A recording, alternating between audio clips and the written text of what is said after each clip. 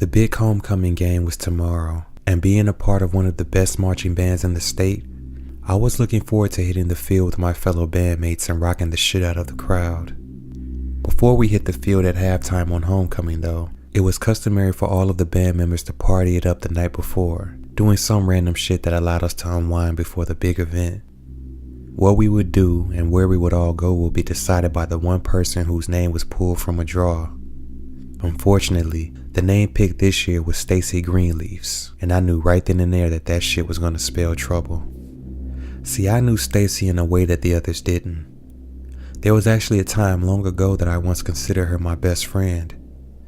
We grew up together, got in trouble together, we even took up band together once we made it to the 6th grade. For the next 5 years, Stacy and I were inseparable.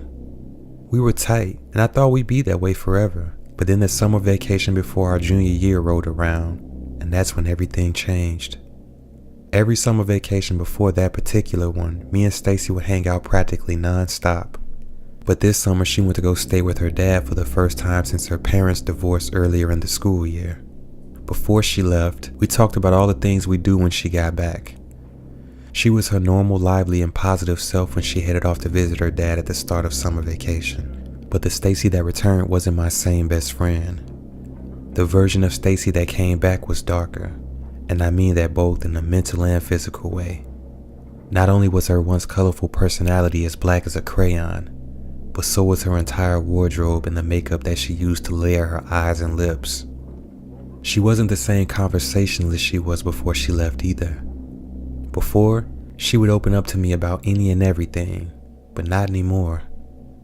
It took some prying on my part, but I eventually learned that she met a guy while she was visiting her father. And not just any guy, but some guy who was much older than us. As she said it, he was mature and smart, and he opened up to a whole new world. Apparently, that wasn't the only thing he opened up either. I was shocked to find out that my closest friend was now a sexually experienced young woman. I'd be lying if I said I wasn't a little jealous. But I wasn't jealous that she made the leap into adulthood. I was just jealous because she made it before me. Anyway, the new world this perv opened her up to just so happened to be the world of Satanism, which was a total joke to my system. That was the last thing I ever expected to find out. At first, I thought she was just fucking with me, but when I went back to her house, I saw the dramatic changes to her bedroom. The room was just as dark as she'd become, and satanic symbology was everywhere. She then showed me all the books and other paraphernalia she used in her worshiping. I got the hell out of there when she started telling me all the good things about her newfound religion. As days turned into weeks, I hoped that she would eventually come back to her senses and return to normal. But as time went on, she delved deeper and deeper into her dark beliefs. I did my best to keep an open mind, but ultimately her beliefs suffocated our friendship out of existence. I couldn't take her constantly trying to convert me, and to be honest, her vibe was beginning to scare the hell out of me. Flash forward 5 years, and we're both juniors in college and still fellow bandmates. It really wasn't a surprise to me that we ended up attending the same college. Back before she got weird on me, we both made vows that we would attend our current college because this band program was hands down the best around. Though we were in the same band for 3 straight years, we probably only spoke a dozen or so words to one another throughout that entire time. Through those brief communications, I learned that she was still an ardent worshiper of the dark side, and she learned that I still wasn't interested in hearing about it. So after years of deliberate and meticulous avoidance, the one person who I'd been successfully keeping my distance from for so many years would now be planning my favorite event of the year. And to top it all off, that event just so happened to fall on the 30th of October, meaning that whatever she planned was sure to carry over to Halloween. As I expected, Stacy hit a clean 10 on the creepy shitter meter when she announced to the entire band that we'd be having our annual party at a cemetery. Yeah, that's right, a fucking cemetery. I was totally against the shit from the second the words left her mouth, but of course, all the others thought it was a great idea, given that it was Halloween and all. They all welcomed the notion of partying in a cemetery because of the thriller-esque atmosphere it would provide.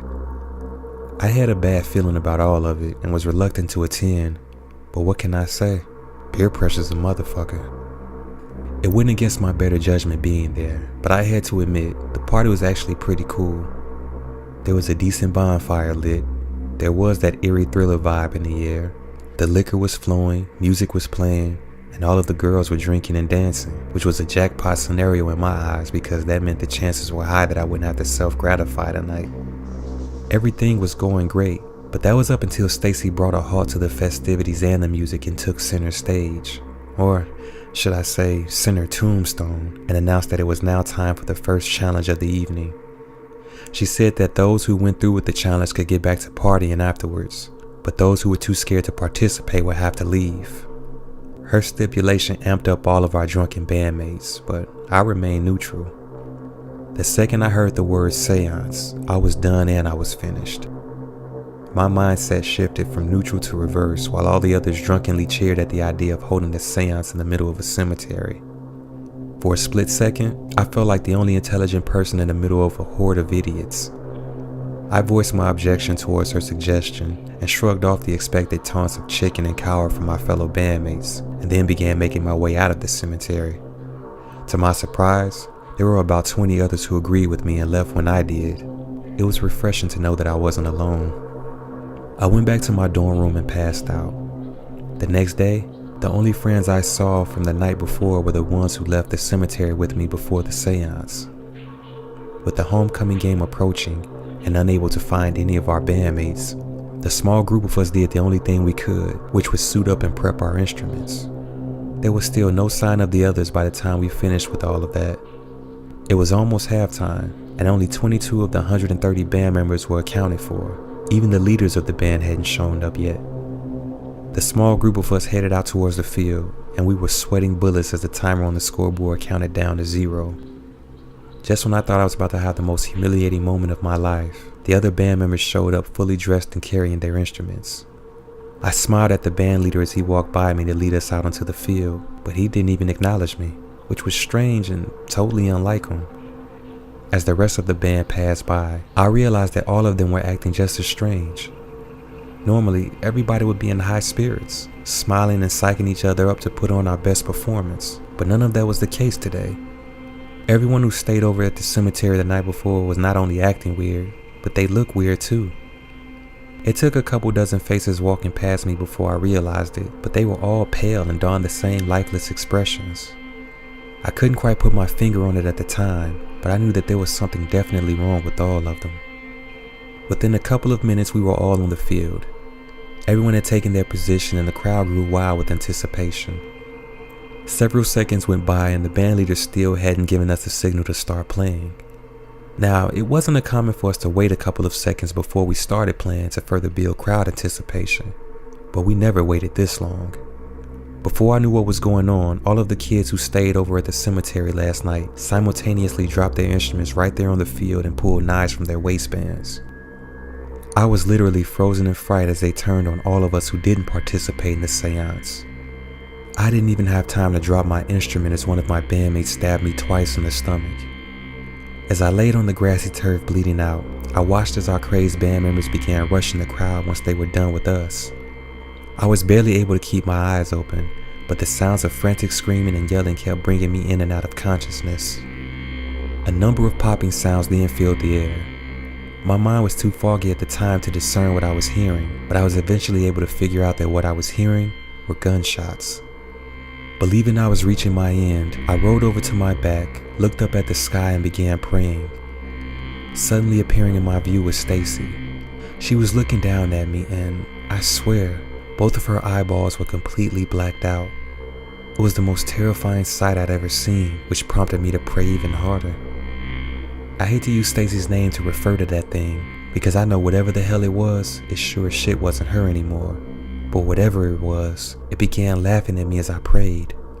It raised the knife it was carrying and prepared to stab me when another sudden pop resulted in a bullet being launched through Stacy's face, causing her body to drop instantly. When it was all said and done, there were dead bodies scattered everywhere. I don't know what the exact number of fatalities were. I'm just thankful that I wasn't one of them. Nearly the entire band had been killed by police, and those who weren't killed were arrested and have absolutely no memory of what they did that day. All they remember was partying and having a good time at the cemetery, with vague recollections of participating in Stacy's seance. They have all since been committed to mental institutions.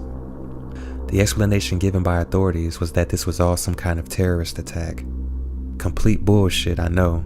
But in this day and age, whenever some truly detestable shit happens for no apparent reason, it's quickly dubbed as a hate crime or a terrorist attack. And that's that.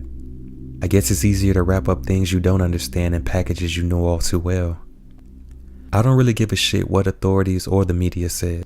I know what I saw, and I know what really happened, and it didn't have anything to do with terrorists. The truth behind what caused the Homecoming Massacre is far more terrifying than the fiction that was passed off to the public. It's been 6 years since that fateful day, and I still have nightmares and horrific flashbacks. I'll forever carry the scars of that day with me, but the most unnerving thing of all were Stacy's eyes, the blackness in them, the degree of hate and evil that exuded from them. That shit still makes me quiver whenever I think about it. Through her eyes, I had a window's view of hell, and let me tell you, it's far more frightening than you could ever imagine. There isn't a day that goes by that I don't say a prayer for Stacy and all of my friends who got caught up in this tragic situation.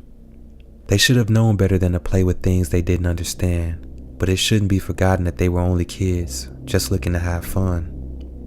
I continue to pray that God has mercy on each of their poor souls, and that He can ultimately forgive them all for unwittingly becoming members of the marching band from hell.